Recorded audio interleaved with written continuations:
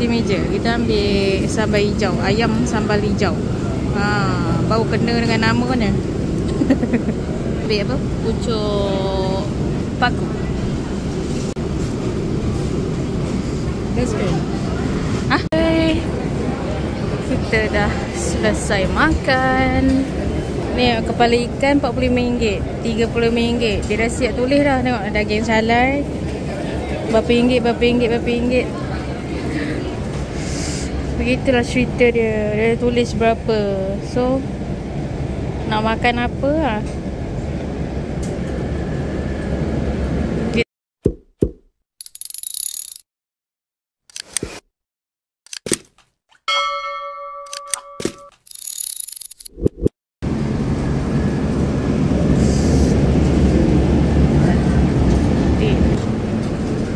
Ulap sambal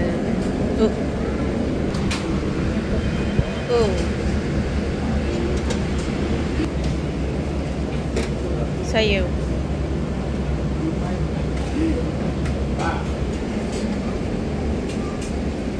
Apa yang tak ada daripada sotong ikan, ayam. Oh kan. Tu ayam sambal hijau.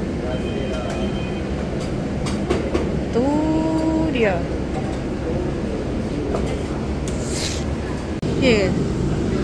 Ambil dan kira di meja. Kita ambil sambal hijau, ayam sambal hijau. Baru kena dengan nama kan ya. Ayam sambal hijau. Ni kita ambil apa? Pucuk paku.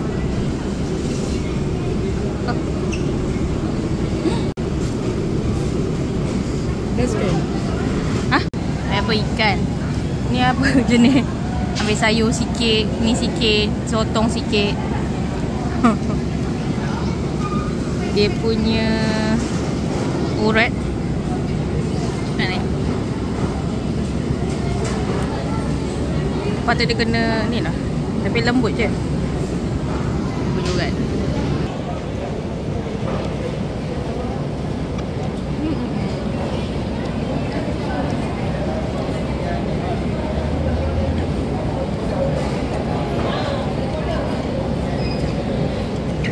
Tengah-tengah makan biasanya kan kedai makan dia orang terlungkup kan harga kan. Kalau kat sini dia bagi terus. Kalau kau nak tersedak masa makan, tersedak lah kau. Kita orang pun tak tahu mana satu harganya. Tapi total semua tu lah.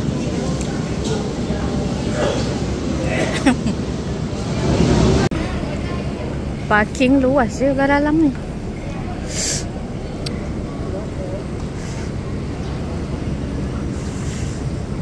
Apa lagi ada? Jual kerepek ada. Besar. Nampak je. Sebelah sini dengan sebelah sana. Kopi itu memang pahit. Itulah sebab mengapa Tuhan ciptakan senyumanku yang manis buatmu. Sebelah sini pun ada. Apa ni?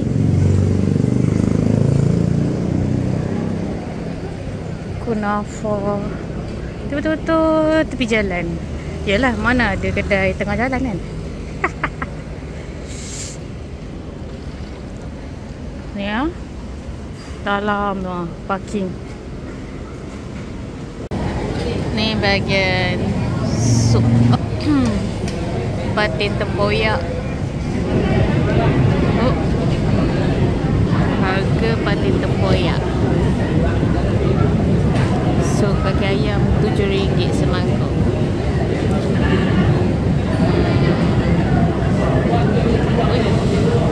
Ada sup ayam pencit.